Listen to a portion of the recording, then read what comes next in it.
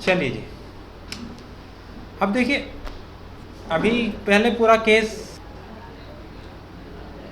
अब देखिए आपके सामने शेड्यूलिंग के टाइम पर एक प्रॉब्लम आ सकती है। वो प्रॉब्लम होती है कैलेंडर की। फॉर एग्जांपल, आपने एक प्रोजेक्ट बनाया, आपने उसके बाद उसके WBS बनाए, एक्टिविटीज़ बनाई, ड्यूरेशन डिफाइन की, उसको शेड्यूल किया, आपका प्रोजेक्ट शेड्यूल हो गया।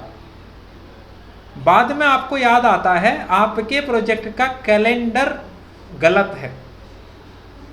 आप क्या करेंगे, प्रोजेक्ट के पेज पर जाएंगे, अपने प्रोजेक्ट को सेलेक्ट करेंगे, नीचे देखेंगे डिफ़ॉल्ट टैब होता है। डिफ़ॉल्ट टैब में उसका कैलेंडर क्या है, डिज़ाइन, बट आपको यूज़ करना था मान लीजिए स्टैंडर्ड। अब दोनों में फ़र्क समझो पहले। अगर मैं एंटरप्राइज टैब में कैलेंडर पर जाता हूँ, डिज़ाइन है प्रोजेक्ट के अंदर, मैं यहाँ दिखाता हूँ आपको, आप यहाँ कितने घंटे काम कर रहे हैं, 9 घंटे, यानी कि ज़्यादा, अभी 9 आवर्स हैं एक दिन में। जो मैं कैलेंडर मैंने असाइन करना है, मान लो वो है स्टैंडर्ड फुल टाइम, इसको मैं चेक करूँ तो यहाँ मैं एक दिन में कितना काम कर रहा हूँ, 8 घंटे, यानी कि 1 घंटे का फ़र्क आ रहा है एक दिन में। आप इसमें 1 घंटा कम काम कर रहे हो। क्लियर है जी?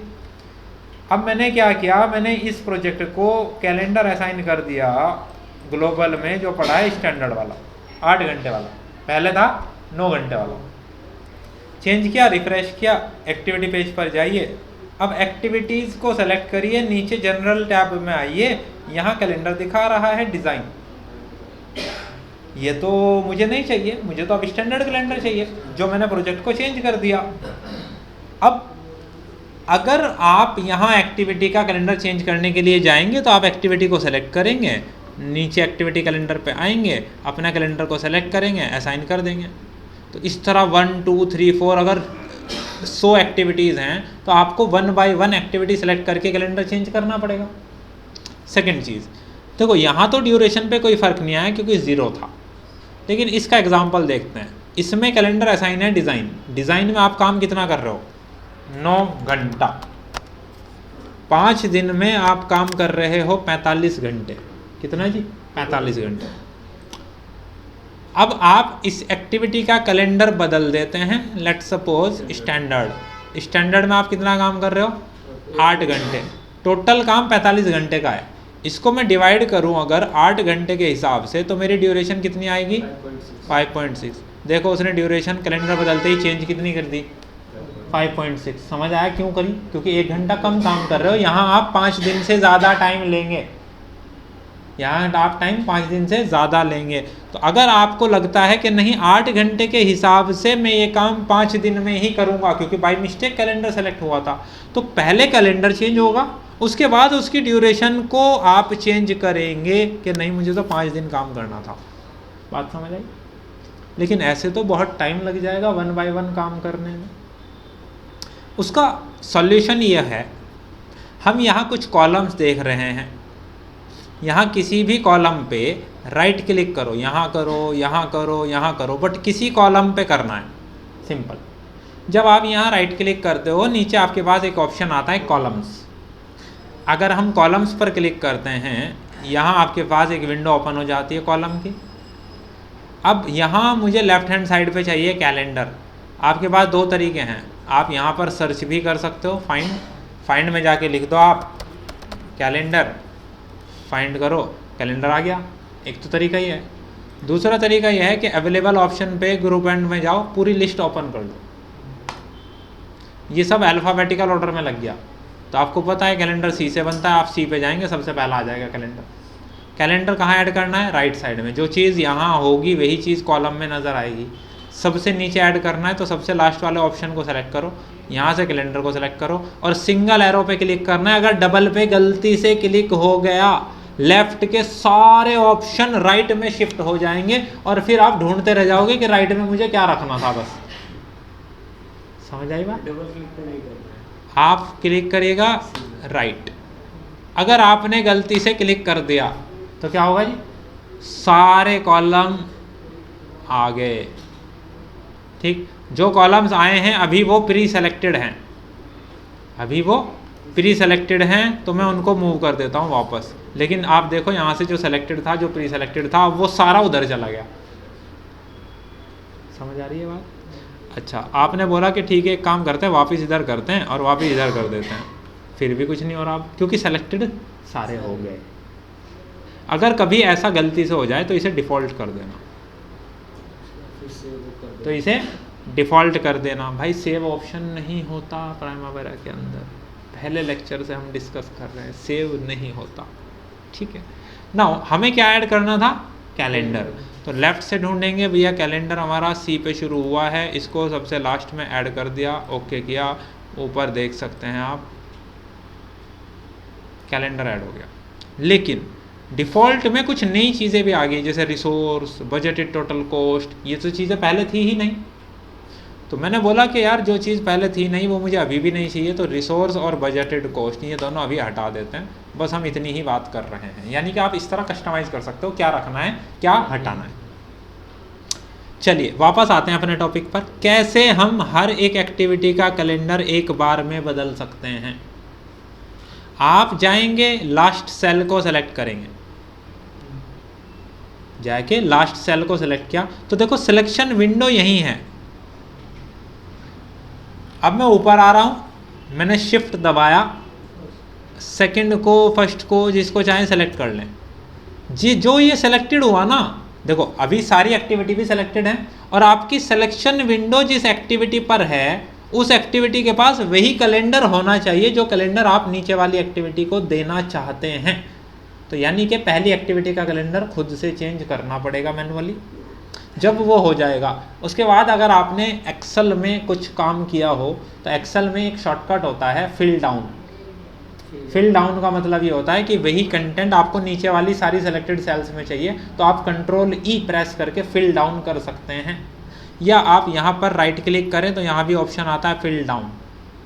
मैं जैसे ही फिल डाउन पर क्लिक करूँगा आप देखेंगे सब एक्टिविटीज़ का कैलेंडर बदल गया, लेकिन आपके दिमाग में बीच बीच में डिज़ाइन दिख रहा होगा, उसकी बात करेंगे। अभी पहले बात करिए एक्टिविटीज़ की। हर एक एक्टिविटी का कैलेंडर सेम हो गया है। WBS में अभी भी डिज़ाइन दिखा रहा है, कोई बात नहीं। आप सिंपल एक काम करिए, मैंने आपको समझाया था जब भी हम कैलेंडर से रिलेटेड कोई चेंजेस करते हैं तो हमें रिफ़्रेश करना होगा। अभी भी चेंज किया है तो रिफ़्रेश करो, F5 प्रेस कर दो, बात ख़त्म हो गया, सब करेक्ट, कैलेंडर चेंज। लेकिन देखो हर एक एक्टिविटी की ड्यूरेशन बढ़ गई, आपको पता है बढ़ी है क्योंकि आपका कैलेंडर की ड्यूरेशन कम थी, कुछ माइन्यूट बढ़ी है। तो आप खुद से ही अंदाज़ा लगा सको, 3.4 का मतलब 3 रहा होगा, 2.3 का मतलब 2 दिन रहा होगा, यहाँ 4 दिन रहा होगा, यहाँ 5 दिन रहा होगा, तो आपको केवल ड्यूरेशन बदलनी पड़ेगी, मैनुअली करना, वो तो मैनुअली करना पड़ेगा। बात समझ में आ गई, इतना क्लियर है। इस तरीके से आप कैलेंडर चेंज कर सकते हैं अगर किसी का भूल जाते हैं। और अगर केवल एक ही एक्टिविटी का बदलना है, जैसे यार्ड प्रोजेक्ट में दिया गया, तो सिंपल अपनी एक्टिविटी को जाके सेलेक्ट करो, यहाँ क्लिक करो कि भैया केवल इस एक्टिविटी का मुझे कैलेंडर चेंज करना है, मैंने उस कैलेंडर यहाँ से चेंज कर दिया। कैलेंडर जब चेंज करते हैं तो ड्यूरेशन पे ध्यान देना, ड्यूरेशन सही कर देना ज़रूर। तो केवल एक एक्टिविटी का कैलेंडर चेंज हुआ है, बाकी सबका एज इट इज़ है, कोई दिक्कत अब हो जाएगा, समझ में आ गया। अब मैं इस चीज़ को बंद करता हूँ। बात कर रहे हैं हम लोग, एक कैलेंडर बना रहे हैं, हम लोग ऐड कर रहे हैं कोई भी वैल्यू, और मैं वर्क कर रहा हूँ 10 घंटे 7 दिन, 10/7। मॉडिफाई करते हैं, वर्क वीक पर आते हैं, हम 10 घंटे काम कर रहे हैं लेकिन 7 दिन।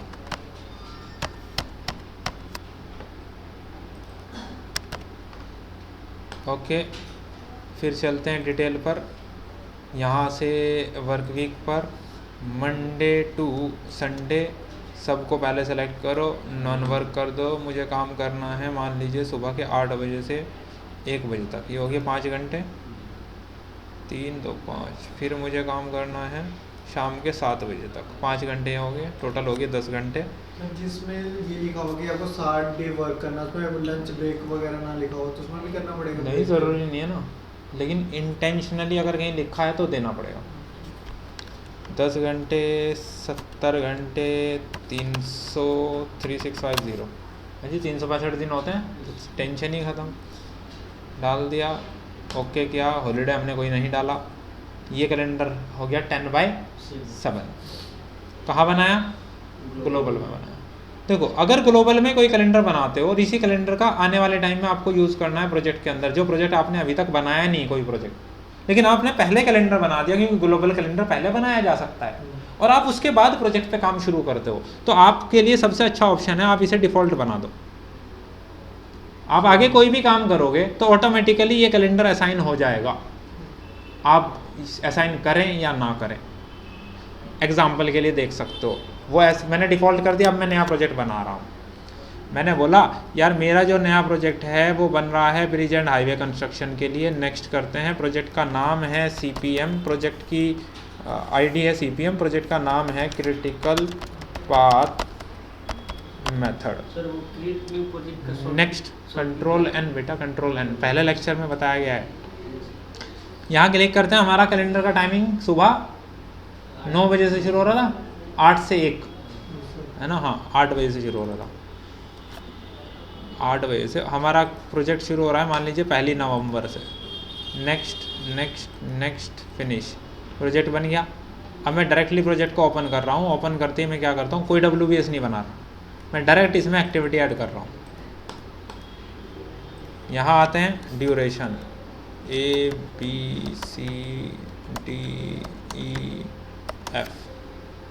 हो गई जी 6 एक्टिविटी।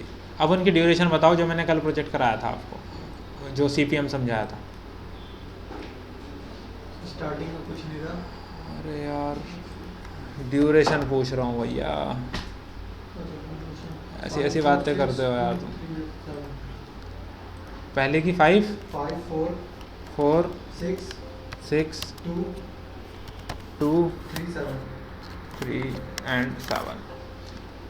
आपके जो एक्टिविटीज़ बनाई वो एक्टिविटीज़ आ गई, कैलेंडर भी उसको वही असाइन है। अभी ज़रा इन्हें मिनिमाइज़ करते हैं, हमें गैंट चार्ट को समझना शुरू करना है।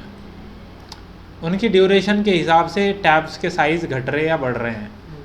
अभी प्रेडिसेसर डिफाइन नहीं हुए, शेड्यूल नहीं हुआ, इसलिए हर एक एक्टिविटी उसी सेम डेट को शुरू हो रही है। तो पहले रिलेशनशिप देते हैं, हमें पता है A का B का C का कोई प्रेडिसेसर नहीं था। D को सेलेक्ट करते हैं, D के लिए प्रेडिसेसर था हमारे पास, असाइन पे करते हैं A एंड B, असाइन कर दीजिए। E के लिए प्रेडिसेसर था B एंड C, F के लिए प्रेडिसेसर था D एंड E, सारे असाइन हो गए। अभी भी नहीं हुआ क्योंकि शेड्यूल नहीं हुआ, आप जैसे ही शेड्यूल करोगे आ जाएगा। 16 दिन का आपका ड्यूरेशन आ रहा था, जो मैंने मैनुअली समझाया, आ रहा है 16 ही दिन।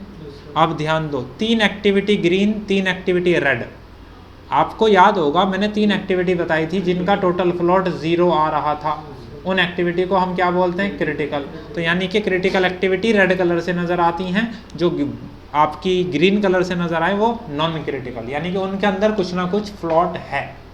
अब कितना है अगर आपको वो देखना है, हमने देखा तीनों जो बची थी उनके अंदर 2 ही दिन का फ्लॉट था, तीनों में 2-2 दिन। अगर मैं इसको थोड़ा सा और बढ़ाऊं तो देखो जरा, टोटल फ्लॉट का एक कॉलम पड़ा है, 2 दिन का फ्लॉट, 2 दिन का फ्लॉट, 2 दिन का फ्लॉट। फिर इसके बाद मैंने आपको एक केस समझाया था फ्री फ्लॉट का। मैंने आपको बताया था कि B एक्टिविटी में 1 दिन का अगर हम डिले कर रहे हैं तो उसकी वजह से इसके इमीडिएट सक्सेसर पे भी कोई फर्क नहीं पड़ रहा। इस तरह के फ्लॉट को बोलते हैं फ्री फ्लॉट। अगर चेक करना है तो वही कॉलम ऐड करना मैंने सिखाया, राइट क्लिक करिए, कॉलम पे जाइए, इस लिस्ट को खोल लीजिए, F से बनता है फ्री फ्लॉट, तो यहाँ आ जाइए EF, ये रहा फ्री फ्लॉट, टोटल फ्लॉट के बगल में ऐड कर दीजिए, ओके कर दीजिए। फ्री फ्लॉट देखो B एक्टिविटी के अंदर है 1 दिन का, टोटल फ्लॉट 2 दिन का है, फ्री फ्लॉट 1 दिन का, यानी कि फ्री फ्लॉट टोटल फ्लॉट के इक्वल हो सकता है या उससे छोटा हो सकता है, उससे बड़ा नहीं हो सकता क्योंकि वो टोटल फ्लॉट का ही तो पार्ट है। बात समझ में आ गई? इस तरह आप गैंट चार्ट को समझने की कोशिश करेंगे। ये रिलेशनशिप लाइंस हैं जो आपको दिखा रही हैं कनेक्शंस। रेड वाली एक्टिविटीज़ को फॉलो करने वाली लाइन भी रेड कलर से ही नज़र आ रही हैं क्योंकि ये पाथ, रेड पाथ आपको क्रिटिकल पाथ दिखा रहा है।